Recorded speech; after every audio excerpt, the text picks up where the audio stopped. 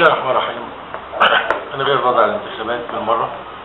مجلس إدارة نادي المريخ الموجود من 18 شهر عمل استقرار كبير أوي في النادي، الاستقرار مالي وإداري وفني. المجموعة كانت متجانسة فعلا، كانت بتحب بعضها، رجالة محترمة في جميع المواقف اللي خدوها. كل قرار كان بيطلع كان بالإجماع. بقالنا 18 شهر ما خدناش قرار بحيث التصويت. مفيش حد كان زعلان من حد على مدار المدة اللي حضرتها كرئيس نادي، وكله كان ملتزم بالفرحة والعطاء لنادي المريخ. لكن وجود الانتخابات مزعلاني، مش عشان ان انا ممكن اسيب رئاسة النادي، لكن انا زعلان على المريخ. المريخ مش هيبقى حلو. المريخ لو حصل انتخابات مهما كان اللي ده ينجح او ده ينجح مش هيبقى حلو. التيم ورك اللي كان شغال بيه نادي المريخ كان حلو قوي.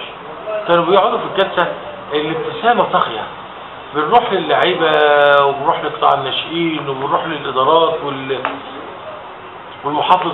كان الفرحه بتسود الكل، فعلا العطاء كان بيسود الكل. لكن بالقرار بتاع الانتخابات ده زعل الكل، وزعل الاول واحد. مش والله مش عشان انا طول عمري في 28 سنه في النادي عطاء مستمر، والناس كلها عارفه مرسي سرحان كان دوره ايه في نادي المريخ، ومش هنحكي عليه لان البلد كلها عارفه عطائي كان نادي المريخ ازاي، لانه كان بيتي. انا كنت كل يوم اصحى من البيت اول حاجه اعملها اروح نادي المريخ. عايزين نعرف برضه الانتخابات هل هتاثر على مسيره نادي المريخ الاداريه والفنيه طبعا الانتخابات هتضر نادي المريخ. اكيد ان فرزت مشكله ما بين عضوين بحبهم انا، فرزت مشكله قسمت المجلس دي لسه ما بداتش، وبدات باب الترشيح قسمت مجلس الاداره. انا مش هقدر العب مجلس الاداره لحد كمان مجلس الاداره لحد الانتخابات. اتقسمت نتيجه ايه؟ عضوين، واحد من داخل النادي سمير خضير وعطاؤه مستمر، وفعلا زود في النادي حاجات كتير، رشح نفسه. والتاني برضه كابتن احمد جوهر من العطائين الكويسين اللي قدروا يعملوا حاجه حلوه في نادي المريخ، والاثنين لازم يصوت بعض. اكيد الخسران نادي المريخ، اكيد الخسران نادي المريخ. مرسي سرحان نفسه مش هشتغل مع سمير خضير، ومش هشتغل مع احمد جوهر مهما كانت الاسباب، مش هشتغل. هل شايف ان ده ممكن يقلل من دور كابتن مرسي سرحان داخل نادي المريخ؟ مش هيقلل من دوري. انا طول عمري كارزات، وطول عمري في اكتر من حديث تلفزيوني قلت ان انا ما بعتبرش اكتر من رئيس نادي، اكتر ما بعتبر حارس على نادي المريخ. والحمد لله في عهدي تم حاجات حلوه كتير قوي، من صيانه وترميمات ومباني وانشاءات وموارد، الحمد لله. لكن هتقلل مني. انا من الصعب جدا اشتغل مع الراجلين بتوعي عشان ما اختلفش معاهم. انا راجل كبير النهارده 54 سنه، وهم اتنين شباب. اذا كان ده هيوصل او ده هيوصل، مع ان اقول لك حضرتك حاجه، الاثنين عارفين ان هم دور مرسي. الاثنين جايين مرشحين نفسهم للرئاسه على اساس ان مرسي موجود، على اساس ان مرسي اللي هيشيل معاهم. الحل اللي يشوفه كابتن مرسي سرحان لاستقرار نادي المريخ ومواصله عطاء الاستاذ احمد جوهر والكابتن احمد جوهر والاستاذ سمير خضير. ما كانش لازم ينزلوا، وما كانش لازم الانتخابات تكون متواجده كده. واذا كان هينزل حد ما كانش ينزل سمير خضير في المرحله دي هو احمد جوهر. كان هي المرحله دي لسه سنتين، وكانت كلمه المرحله دي، وفضلنا بالنجاح اللي احنا موجودين به، وما كانش ينزل لا سمير ولا احمد. وعلى فكره انا الاثنين بحبهم قوي، بحب الاثنين قوي، سمير واحمد محترمين وجدعان وقفوا معانا. انا خد بال حضرتك كل الماتشات الخارجيه كان احمد جوهر معانا، كل الحاجات الامكانيات اللي اتصلحت والعب في بورسعيد وموافقات الجهات الامنيه سمير خضير اللي عملها. يعني اذا من مصلحه نادي المريخ ان يفضل اللاعبون كما هما، ابناء نادي المريخ كما هما. انا بعتبرهم ولادي الاثنين على درجه عاليه من الكفاءه والجدعنه. الاثنين رجوله، ازاي ينزلوا مع بعض؟ كان بتخسر نادي المريخ. النهارده اي خساره نادي المريخ، المريخ على حافه فعلا من الهويه. لو المريخ ما وقفش كل الناس جنبه، وعلى فكره انا الحمد لله ان بورسعيد كلها بتحب نادي المريخ، بورسعيد كلها مش موافقه على الموضوع ده، لدرجه ان احدى الناس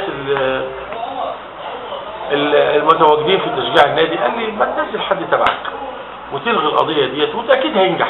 لان هينجح ليه؟ هينجح عشان مرسي عامل استقرار في النادي، مرسي عامل حاجات حلوه في النادي، مجلس الاداره كله راضي عن هذا الموقف. لكن لا، كنتش اتمنى هذا الموضوع، وكان لازم احمد جوهر يبني البدايه. يعني احمد جوهر ابني وانا بحبه جدا، ويبدي البدايه. هو اللي كان لازم يقول يا ابويا ما تنزلش، انا مش نازل، خليك. وسمير بدا البدايه وقال لي انا مش نازل.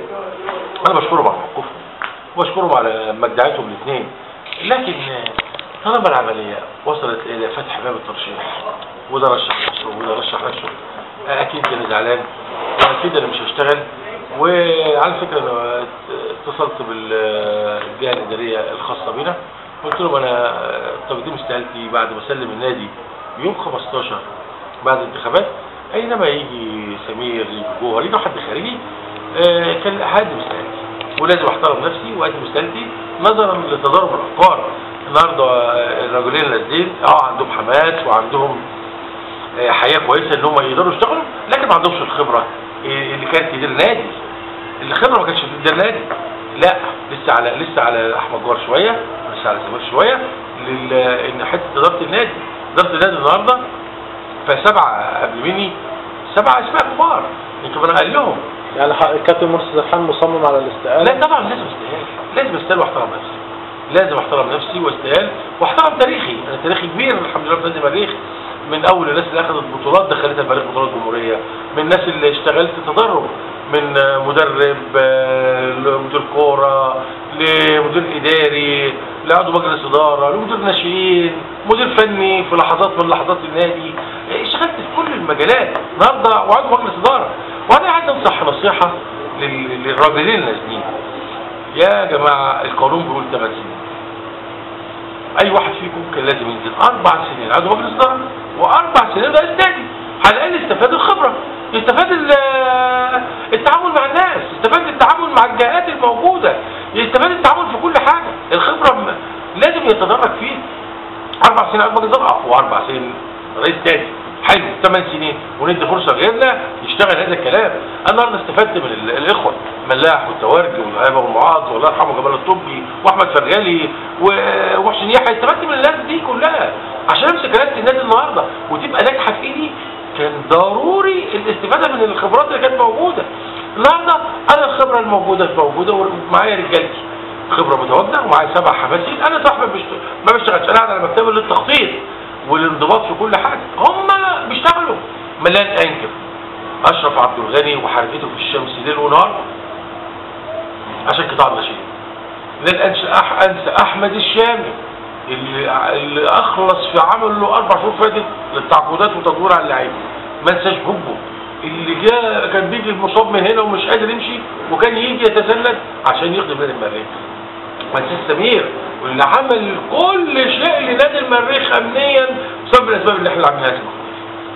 يعني المحافظ ومدير الامن الجدعان اللي فيهم سمير خضير اضاف وتعاون مع الناس دي، تعاون مع الاطرس وتعاون مع الجهات المسؤوله، ما تفيروش رخر. عمرو جوهر لن يتفانى لحظه في التواجد. ابراهيم جوهر عامل روح قتاليه داخل اوضه اللبس مع اللعيبه لانه صغير في السن والعيال حباه واللعيبه حباه.